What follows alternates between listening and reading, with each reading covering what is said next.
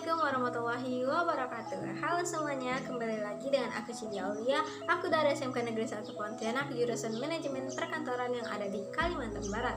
Nah, di video kali ini aku akan meresensi lagi sebuah buku yang berjudul Cinta, Dosa, dan Penebusan karya Galuh Kania Anindita. Buku ini merupakan buku saduran naskah Nusantara yang diterbitkan oleh Perpusnas Press pada tahun 2024. Buku ini memiliki panjang 24 cm dan lebar 16 cm dengan jumlah halaman 131.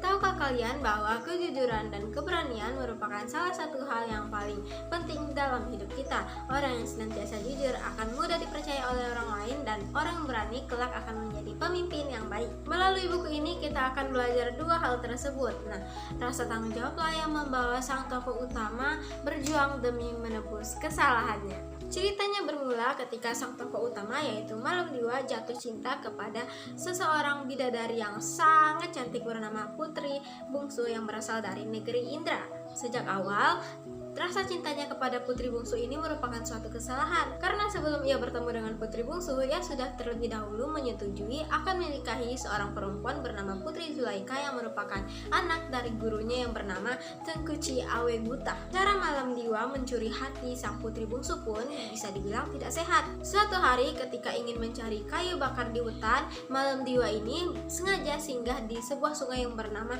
Sungai Peusangan, yaitu tempat para bidadari dan saudara-saudaranya ini mandi bersama. Dan tiba-tiba ide jahat muncul di kepala Malam Diwa, yaitu ia akan mencuri sebuah kain ajaib milik Putri Bungsu yang membuatnya tidak akan bisa lagi kembali ke negeri asalnya. Nah, alhasil karena kain ajaibnya dicuri oleh Malam Diwa, Putri Bungsu pun terjebak di tempat yang asing yang tidak sama sekali diketahuinya.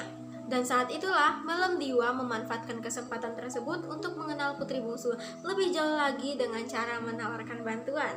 Namun siapa sangka ternyata hal tersebut mampu membuat Putri Bungsu perlahan jatuh cinta kepada Malam Diwa. Semua perlakuan baik oleh Malam Diwa dapat dengan mudah meluluhkan hati Putri Bungsu yang semula ragu-ragu.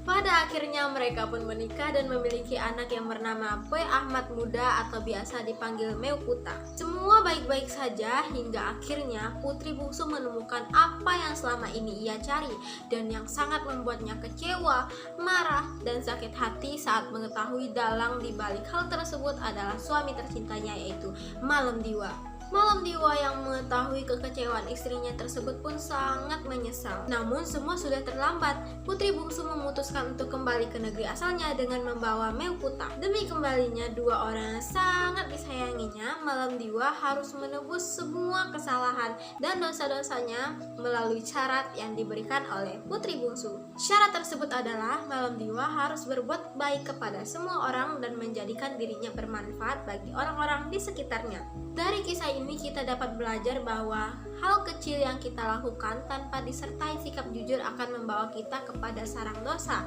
Untuk menebus kesalahan tersebut, kita harus memiliki kesadaran tinggi yang tinggi dan rasa tanggung jawab yang besar. Aku sangat menyukai salah satu kalimat Malam Diwa yang diucapkannya pada halaman 114, yaitu kebahagiaan di dunia ini bukan hanya tentang materi, tapi juga bagaimana orang-orang di sekitar kita berkembang, apalagi jika kita bisa memberikan manfaat bagi mereka. Kaidah kebahasaan yang digunakan oleh penulis dalam kisah ini mampu membuat pembaca ikut berimajinasi dan tenggelam dalam setiap kisahnya. Namun ada beberapa typo dalam ketikannya yang mungkin bisa diperbaiki lagi ke depannya. Kalian pernah gak sih berbohong tapi ujung-ujungnya tetap ketahuan juga? Nah, mungkin itu adalah salah satu cara Tuhan untuk mengingatkan kita agar selalu berperilaku jujur dan melindungi kita dari hal-hal atau sesuatu yang dapat menimbulkan dosa. Sampai sini saja resensi buku dari aku. Semoga apa yang aku sampaikan dapat bermanfaat bagi kalian semua. Bagi kalian yang penasaran dengan lanjutan kisah Malam Diwa dan Putri Bungsu, silahkan baca buku Cinta, Dosa, dan Penebusan karya Galuh Kania Anindita. Sekian dari aku. Wassalamualaikum warahmatullahi wabarakatuh. See you next time. Bye.